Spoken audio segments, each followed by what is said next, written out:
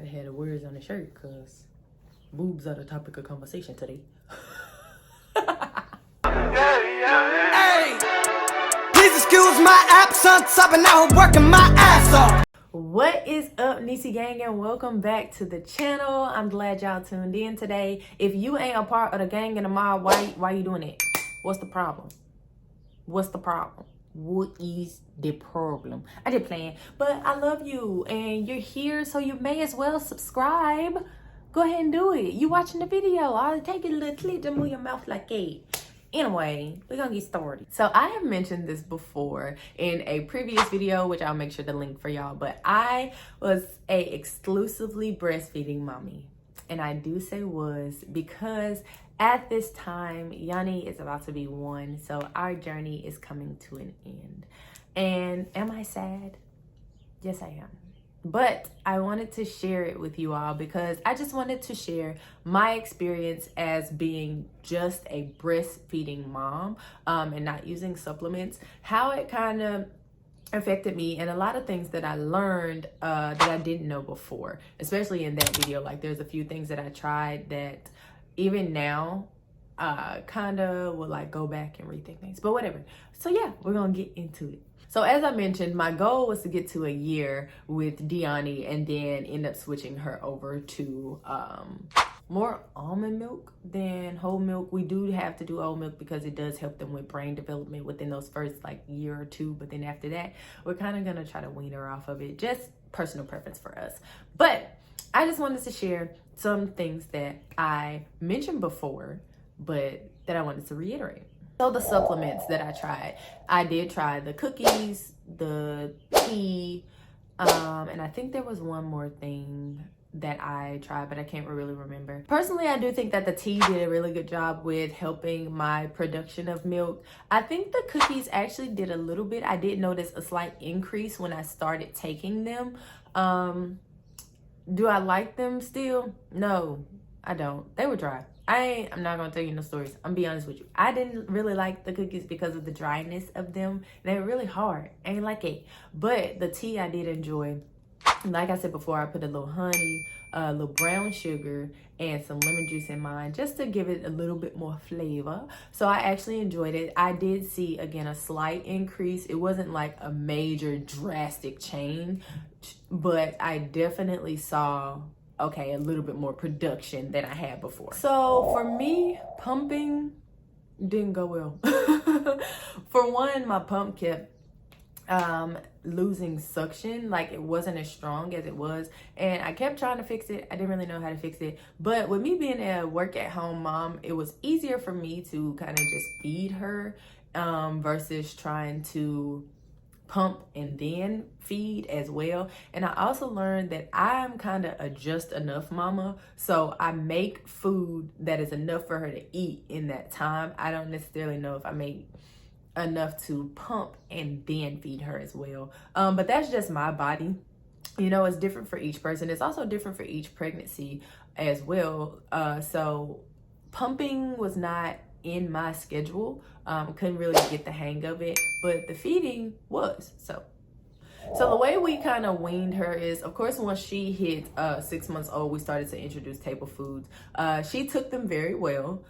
And so what we did was we would give her a little bit of food and give her milk as well. So instead of doing like breast milk, nap, breast milk, bed, we would do it to where she would have milk in the morning as soon as she woke up. She would have milk again. Before her nap, we would give her food and try to get her used to taking food instead of milk. Let her take a nap, wake her up, milk, food, and then milk before bed. And so each time we would change it up a little bit. We'll take out one of the breast milk feedings, add in a food feeding to try to get her adjusted to the fact that, for one, she is able to eat food now, but also getting used to the fact that, okay, you're gonna be on a food diet. So you have to start getting used to that in your body instead of the milk. Another thing that I saw when I was in like this breastfeeding journey Facebook group was drinking the pink drink from Starbucks and Body Armors really helped with the production. For me, it definitely did. I definitely saw a major increase. It kind of worsened my Starbucks spending, but it was for a good cause. So, you know, I kind of was able to tell my husband, like, it's for the children. I had to feed the child, so I needed Starbucks. But yes, it did help me. Some moms said that they didn't really see an increase, but I definitely saw one, especially with the body armors. That was a really big thing for me. So I would go and buy cases of them just so that I can have them around the house to keep myself replenished, and then, you know, also have that to help increase my production. So one thing that we learned about Yani is she could not have baby food. We started trying to give her rice because her doctor did recommend giving her rice and starting on baby food, but every single time she either ate baby food or rice cereal, she threw it up. We're not necessarily sure why. We don't know if it was just the way that it affected her stomach, whatever was in it. We really don't know. To this day, we don't know. But she could not eat baby food at all. So that was one of the main reasons we did focus on table food so much, because she didn't have that transition period like most kids do. Like the rice tore her stomach up to the point to where she couldn't eat anything. Like even when we gave her breast milk, she would spit it up after the rice because she was so sick. And then when we tried the baby food, some of it worked, but a lot of it didn't. The only one she was really able to semi keep down was the bananas. But even with that, it wasn't really working for her. So we started giving her soft table food, and that actually sat on her stomach easier than the baby food did. So I also wanted to talk about some of the things that I struggled with. And it was mainly three things. That was caffeine, stress, and eating. So one was caffeine. I don't know. I know that when I'm on like my cycle and things like that, I crave a lot of caffeine. Caffeine is really not the best when it comes to breastfeeding, because you want to make sure that you're getting a lot of liquids in your body, like water, 100% juices, and things like that. But because I was drinking so much caffeine, it was affecting how much milk I was producing. I could have been producing more, but the caffeine was kind of bringing my levels down. So it was like everything that I was doing to try to make more milk was battling with that. As far as stress on your body as a mom, like it really can cause a lot of harm. So it is really important to make sure you're paying attention to your stress levels. When my stress levels got really high, because at the time we were still trying to find a place to stay, which I did talk about in our moving journey with us not having a home for a long period of time. It was very stressful on me, and because it was stressing me mentally, it stressed me physically, which caused my production to drop. So I did have to be very careful with making sure I was, you know, keeping an eye on my levels, because I wanted to make sure I was giving my child enough nutrition and supplementing her enough. And then another thing was eating. Now, y'all know me. I love to eat. I love food. I will eat all day, every day.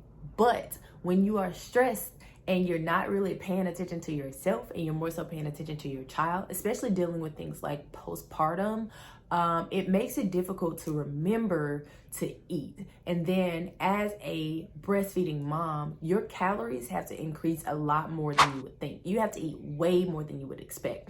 That means, you know, on top of you doing your 3 meals a day and your snacks, you need to have even more snacks, like breastfeeding snacks.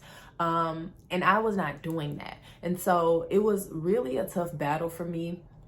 Especially right after Yani was born, I had gotten really, really sick to the point to where I couldn't eat full meals. I literally couldn't eat anything. The only thing I was able to keep down was meal supplement smoothies from Smoothie King. Everything else I was throwing up. So even, I think Yani is about to be 1 now, and I think I just got my full appetite back, I want to say about a month or 2 ago. So it was really difficult for me to eat because I had gotten so sick. I wasn't used to the food being in my body, and my body was kind of struggling to maintain everything. So that, outside of just caffeine and all that, that was the biggest issue I had being a breastfeeding mom. So other tips that I learned as a mom that I would definitely, you know, moving forward, whenever we have another child, keep in mind: drinking water and drinking coconut water to maintain, you know, fluids in my body. The more you drink, the more you produce. So the 8 glasses that you normally have to drink a day, you need to try to bump that up to like 12 to 14 glasses of water a day. And then coconut water. If you don't like the pink drink, you don't like Body Armors, coconut water is a great way to increase your milk production. So if you just like drinking coconut water, if you want to throw it into a smoothie or mix it with some juice, do that and make it a daily routine for you so that your body can have all those fluids, which will help you to mass produce milk. Eat those calories. I am going to tell you right now, when I got sick and I was still breastfeeding Yani, it literally made me nauseous when I fed her because my body did not have enough food in it. Anytime that I would not eat enough and I would try to feed her, your child is taking nutrition from you. Your body is giving them everything they need, but you have to give your body what it needs, because if you don't, it's really gonna cause you more harm than good. I want to say I was originally, when Yani was born, before she was born, I was about 180 something pounds. Normally I'm about 145, 150. I probably dropped to about 115 when I got sick because I was not eating and I could not keep any weight on me because she was still needing food. So eat, eat, eat.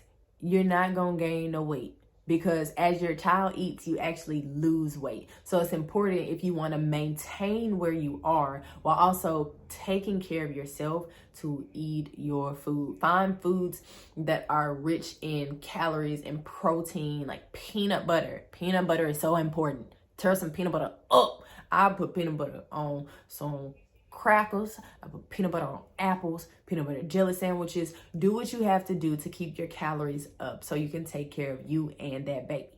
Okay? Feeding on demand. So a lot of people will tell you your child needs to eat every 2 hours. That's what the doctors will really make you do. I personally spoke to my midwife and my doula, and one thing she mentioned to me was feeding on demand. My daughter was not a typical eat every 2 hours baby. Some days, even though they tried to train her in the hospital to eat every 2 hours, some days she would latch on for about 5 to 10 minutes. Normally they're supposed to latch on for about 15 to 20, and then it goes from 15 on each breast. She would not do that. She was a bird baby. That's what I like to call her. She would eat for a little bit, go about her day, eat for a little bit, go about her day. If I tried to make her stay on longer, it made it difficult because she would constantly pull and unlatch herself, and she would be pulling, and it hurt. But I had to learn, like, taking the advice from my doctor, but also explaining to them how my child is. When I did feed Destiny for a little bit of time, she did eat like that, and it was easy for her, but that was not the same way with Yani. Every child is not going to eat the same way. So it is important to not only listen to the professionals, but listen to your child and pay attention to what your child is requesting from your body. Hand expressing is something that I didn't really think about, and I probably should have known as a breastfeeding mom, but it is so important. So I would get clots sometimes, and they hurt like living. But they hurt really bad. But one thing I learned is when my pump wasn't really working enough, I would just use my hand and help to hand express. And I also had a haka. So as I latched that on and hand expressed, I actually made a lot more milk than I expected to. And sometimes you got to do that, especially when you get those knots. Get you a warm towel or get in a hot shower, as hot as you can stand it, press it on there. And as you're pressing that, hand express to allow some of that milk to release itself. And it makes it so much easier, especially when there were nights where she didn't really want to eat. I put that haka on there, squeeze, squeeze, squeeze, milk myself like a cow. Had to do what I had to do. Period. And the last thing that I want to say that I feel is the most important is to take care of your body. Yes, you are amazing, mamas. You just had a baby, okay? You just pushed out something the size of a watermelon, okay? You are able to give this child everything that they need. Your body creates literally everything that your baby needs. Even when your baby is sick, your breast milk changes to give them the nutrients that they need to take care of themselves.